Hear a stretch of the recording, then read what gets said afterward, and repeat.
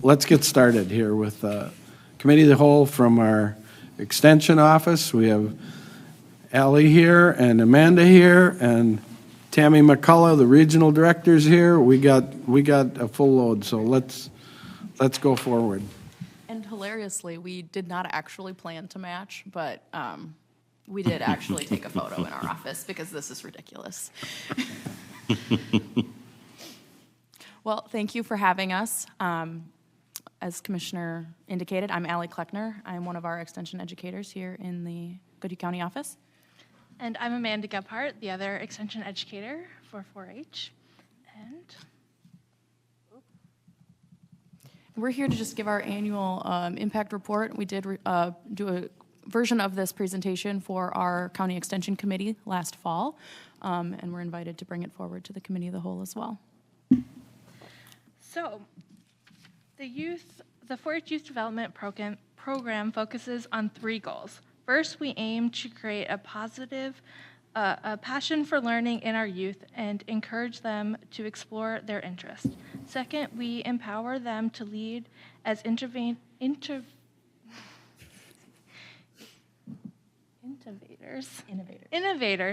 Words, I guess, are going to be hard for me today, so I apologize now. Innovators and change agents in their communities. And finally, we engage our adult volunteers in creating high-quality learning environment that support our youth. So Goodhue County is the 3rd largest local 4-H program in the state of Minnesota. With the youth that we are currently reaching, we are reaching just over 11% of the total eligible population in Goodhue County, so youth ages 5 to 19. And that's really a great benchmark for the depth and breadth of our program, and also indicating how there's always room for growth as well. These were our enrollment numbers. Our 2023-2024 programming year, we reached 971 youth in Goodhue County, and we break out our enrollments a little bit in our partnership work, which is largely done through school districts and local library programs, but then also our community club enrollments as well, which is the youth that are, I would say, enrolled in what you would consider the more traditional program. And we always like to point out that we are, our first year or new enrollments each year, it's pretty steady. Our year-to-date numbers were pulled as of when we submitted this presentation last week, so are slightly outdated at this point with our enrollment period having ended on the 15th. So it's more than that now. As we look, an interesting data point that we really take emphasis on here in Goodhue County is our retention of the youth participants in our program. And when we look at our retention rates, it's a little hard to see, but we compared our retention rates both statewide, including our numbers with that are not involved in the school district programs, and then the county total. And we're very proud that we do have a retention rate year over year of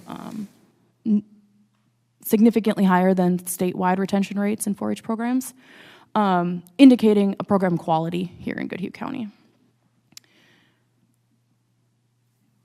So youth learn by doing, and you can see in some of these pictures some of the different activities. So there's horse clinics, day camps, shooting sports like archery, and food review. We also have a significant emphasis on livestock education here in Goodhue County. Our committees, volunteer-led and youth-led committees, put together educational opportunities throughout the year, as well as throughout the summer. We have several youth judging teams and knowledge bowl competitions, really furthering their education. For example, the photo in the upper left is from a tour that was done this spring. Our beef project went to Blondie's Butcher Shop and received a full walkthrough of a carcass breakdown so that they could learn not only where their livestock go for slaughter, but also what that process looks like to take it from slaughter to their dining room tables and the meat market. And so items like that are what we really emphasize when we're talking about our livestock program. Of course, everyone, it's the most public facing is, of course, our county fair and our county fair livestock programs. Last year, we did have 530 total exhibitors at our fair, and those were youth exhibitors. And there's a brief overview of our livestock numbers and exhibit numbers as well from last summer. And as we move into the summer programming cycle, we're looking forward to having similar engagement. That was our county fair participation rate is 77% of our youth enrollment. So 3/4 of the youth that we serve throughout the year choose to participate in our county fair exhibition. We also advance youth to state fair every year, and we had over 100 livestock participants last year and about 65 that participated in other ways. And that is the largest delegation statewide for county 4-H programs going to the state fair. In fact, our livestock encampment has nearly 25 more youth that attend than the next largest county. And so our youth are well represented at that state level. Additionally, our membership is bringing back year over year nearly $75,000 in educational grants and scholarships between their participation at state fair and scholarships awarded through the state fair program. So that's really impressive. Our youth both show their livestock at state fair, but also participate in consumer education opportunities.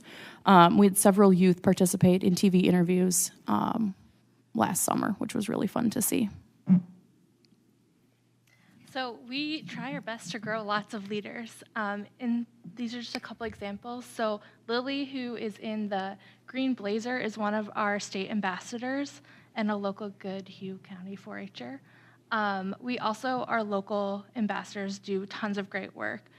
Just last night, they were leading a Clover Bud Connection, which is a program for our youngest kids in grades kindergarten through 2nd grade. They're also day camp counselors and regional camp, which our picture disappeared on here. Yeah, we did have a regional camp there photo, was a but picture of a regional camp. I don't know what happened.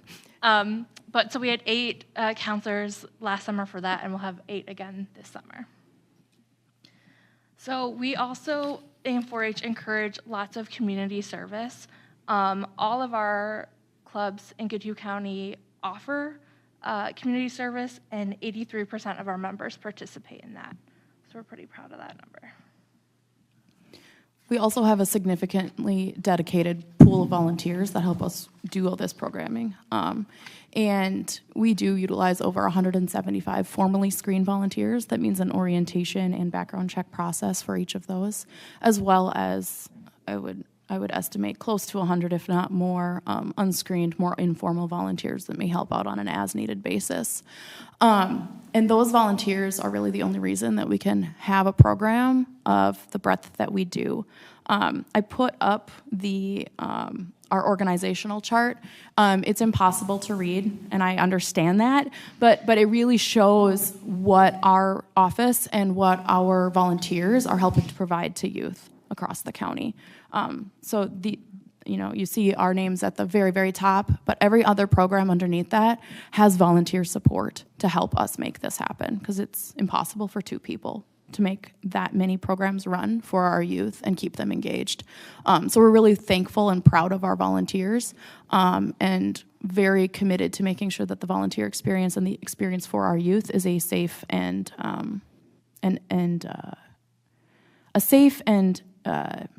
educational experience for everybody. So we also do a lot of partnership work. So some of the current partners that we have are Panther Pals, which is the after-school program for Pine Island Elementary School, the Cannon Falls Library, Hispanic Outreach, and Cannon Kids, which is the Cannon Falls School after-school program. And I've been working with these programs since I started in September, so we just kind of continue to grow them and work together. Cannon Kids is a program we work with primarily just during the summer, but the hope is this next school year we'll also get in there and program. And then some new program partners that we've started with, Kenyon Library, Zimbrota Library, and the Red Wing YMCA are, we did kind of one-off programs this year with them. Some of these especially the libraries, they have so many programs, so I just kind of squeezed in a couple times and hope to get more consistent on their calendars for this next school year. Lake City, just last month, like 2.5 weeks ago, I went and got to work with the kindergartners there and teach an activity, so I hope to grow that relationship along with our educator in Wabasha County, since we split that. And then Prairie Island and Rise Up are we're in some conversations of how we can work together and do things. Prairie Island, I brought some of the members to one of our club visits to see what that's like. They had shown some interest in potentially starting a 4-H club. We're going to kind of just see how that goes, but it's an exciting potential partnership there. And Rise Up, I'm hoping this summer to work with those youth. They're going to teach a robotics lesson for Hispanic outreach kids, so it's really a great all-around partnership there. And then I just have some pictures, which I'm sorry they're not the easiest to see, but from programs. So the library, they did circuit cars, did things with penguins, pumpkins this year, Hispanic outreach. I was with their middle and elementary school during the year, and this summer I'll be with elementary this summer, high school, and middle school during the school year. So we did a lot of things with Legos, and last summer, the elementary school kids got to learn about pollinators from one of our regional educators. So lots of great work there. And Panther Pals. They had fun learning about bats, and building water towers was a very popular one this year. So.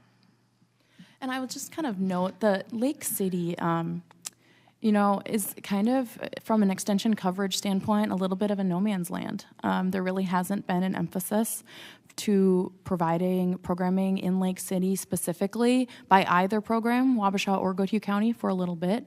And it's nice to have a relationship with the educator in Wabasha County to try and fill that void. Because we do have youth that are part of the Lake City School District that attend clubs elsewhere in Goodhue County, but there is no formal club opportunity or 4-H opportunity actually within the city limits of Lake City from either program. So working together with our partners in Wabasha County has been, I think, a really nice way to move forward to provide those services to the youth in Lake City. So thank you for helping support and our youth, our programs, and we welcome questions at any time. I know we're running short on time, so come visit us and we can talk more if you've got questions or ideas for our program and which youth you'd like us to see. Excellent. Tammy, did you have anything you'd like to share? Maybe a little bit about the Master Gardener. I think that's probably one that we don't talk about too much, but we talk about it at the extension all the time. That microphone has to get turned on the backside.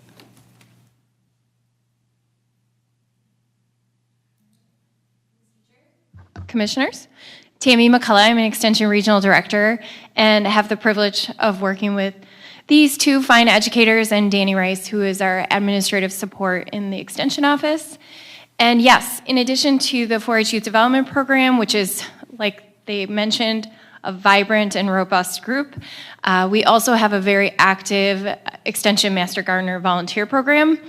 And that is volunteer-led with support from the statewide program at the Arboretum. So the U of M Extension Master Gardener program is housed out of the University of Minnesota Landscape Arboretum, and every year a Pro Hort class is offered for interested individuals who want to go through the core course. And then while they're going through the core course, they have an obligation to do some community outreach and education.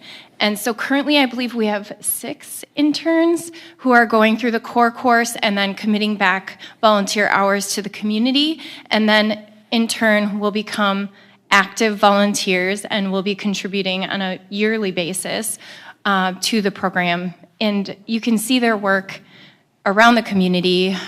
In particular, they may be at farmers markets providing answers to community questions, yard and garden questions, which is really an asset to have them there. But they also do a lot of enrichment activities with community garden sites and educational events in partnership with the library.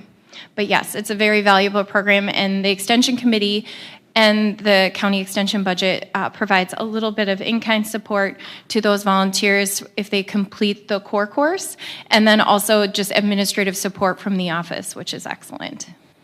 Thank you. Thank you. Thank you. Any questions? We appreciate this partnership. Questions?